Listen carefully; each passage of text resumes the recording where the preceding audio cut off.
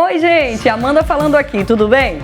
Eu tenho um canal de Telegram chamado Respeita a Polícia. Lá eu envio conteúdos regulares e exclusivos para vocês. Principais disciplinas que caem nos concursos de carreiras policiais, métodos eficientes de estudo, cronograma de revisões, curiosidades do universo criminal e muito, muito mais. Para você fazer parte desse canal, não tem mistério. Na legenda desse vídeo tem um link. Você clica, acessa e pronto! Sem mistério, já faz parte do canal Respeita a Polícia. Uma vez lá dentro, você vai receber vários conteúdos exclusivos, entre áudios, textos, escritos, vídeos e um monte de coisa. Tudo pensado pela sua perita favorita, especialmente para vocês. Vamos nessa? Clica no link e acesse meu canal Respeita a Polícia no Telegram.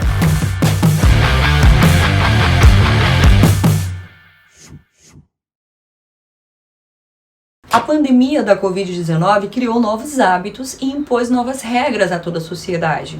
Medidas precisaram ser tomadas, inclusive com relação aos exames cadavéricos.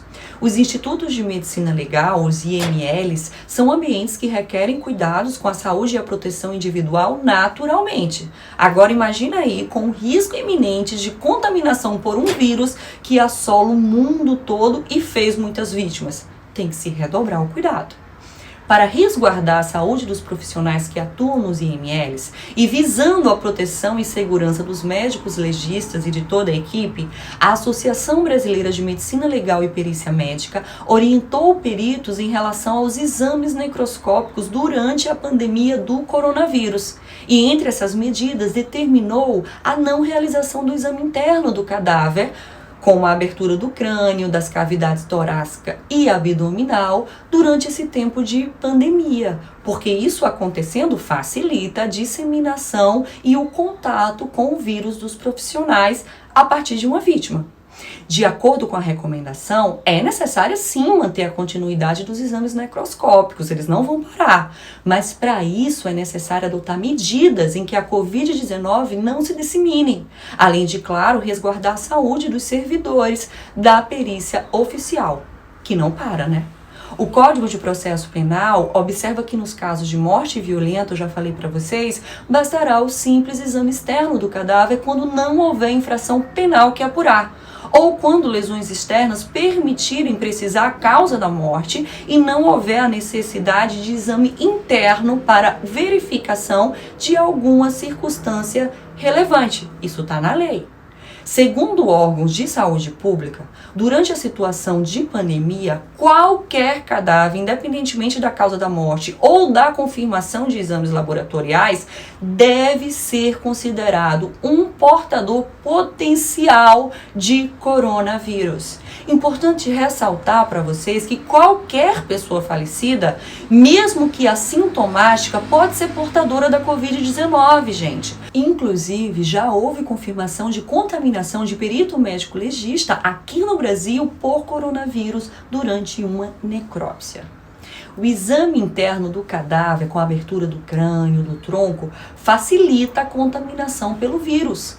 Não só da equipe responsável pelo exame necroscópico, mas também da equipe de limpeza da sala de necrópsia. Então, todo o cuidado é necessário.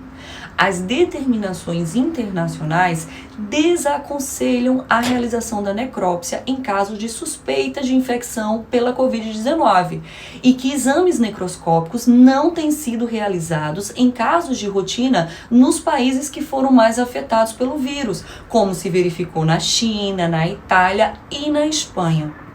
Em caso de encaminhamento inadequado de morte por Covid-19 ao IML, a vigilância sanitária deverá ser contatada, pois se trata de morte natural e deverá ser encaminhada ao Serviço de Verificação de Óbito, SVO. Lembra que eu sempre falo para vocês? Exceto quando se tratar de morte sob custódia do estágio, por exemplo, presidiários. Esses usualmente têm sido de competência do IML. Com isso, a determinação é que todo cadáver com suspeita ou não de infecção pela Covid-19, sem nenhum indício ou suspeita de crime ou de morte violenta, independentemente do local da ocorrência, seja um ambiente interno, seja um ambiente externo, extra-hospitalar, são consideradas morte natural. E, portanto, a responsabilidade do preenchimento da declaração de óbito permanece com o médico assistente, com o médico substituto ou com o SVO do município. Já todo cadáver com indício ou suspeita de morte violenta poderá ser encaminhado para o exame no IML, porque esse tipo de morte interessa à justiça. De modo concreto e prático, no entanto, os riscos usuais do trabalho de necrópsia surgem do contato com materiais infecciosos, especialmente respingos, em vez da inalação de materiais. Entretanto, nos casos de pacientes mortos pela Covid-19, os pulmões e outros órgãos ainda podem conter vírus vivos e medidas adicionais de proteção respiratória devem ser tomadas durante procedimentos que geram pequenos aerossóis de partículas. Por exemplo, o uso de serras elétricas, serrotes, lavagem dos órgãos internos, tudo o que acontece durante a necrópsia. Portanto, em geral, recomenda-se não realizar uma necrópsia nos cadáveres das pessoas que morreram de Covid-19, independentemente de serem casos classificados como investigáveis, prováveis ou confirmados, exceto por indicações clínicas bem fundamentadas. Nos locais em que for possível, a realização de necrópsia minimamente invasiva pode ser uma opção interessante. Seguindo os cuidados da biossegurança, fica a critério do perito médico legista a realização de procedimentos pouco invasíveis, como pequenas incisões para retirada de projéteis de arma de fogo, ou palpáveis ou superficiais, a coleta de sangue para exame de DNA, para dosagem de teor alcoólico toxicológico poderão ser feitas por punção vascular e a urina obtida por cateterismo ou punção vesical. Nos casos onde o exame necroscópico interno não for realizado, a necrópsia pode ser feita com base no exame externo e com o auxílio de outros elementos, como exames radiográficos, relatório médico hospitalar, descrição de cena e vários outros, para devida emissão da declaração de óbito. Não sendo possível identificar a causa da morte, o perito médico legista deverá constar na declaração de óbito causa indeterminada neste momento, vigência da pandemia Covid-19. E aí, posteriormente, finalizada a pandemia, mediante autorização sanitária e a critério da autoridade requisitante, poderá se realizar a exumação para a busca de informações complementares sobre aquela morte.